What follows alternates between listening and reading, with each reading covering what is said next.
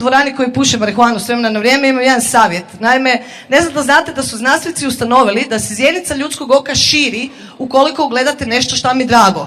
Tako da sljedeći put kada vas zaustavi policija, optuži vas da ste nadrogirani, recite nisam, samo mi je drago da vas vidim.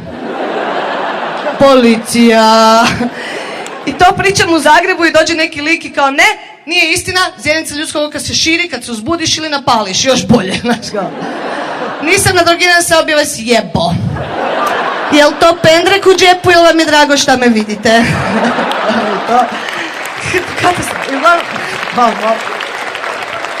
I često odemo u Sloveniju i nastupamo na Cannabis Festu i jednom su nas u Sloveniji pitali šta mislimo da je prvo nastalo, pušenje marihuane ili proizvodnja stvari iz marihuane. Jer oni u Sloveniji rade sve, kuće, odjeću, obuću, knjige, sve, fakat rade od kanabisa, od konoplje, sve. I kao šta je prvo nastalo? Ja mislim da je moglo ići u oba dva smjera, totalno kužim. Ako je prvo nastalo pušenje, totalno to kužim. Dva lika su se napušila doma, naš prvi put kao...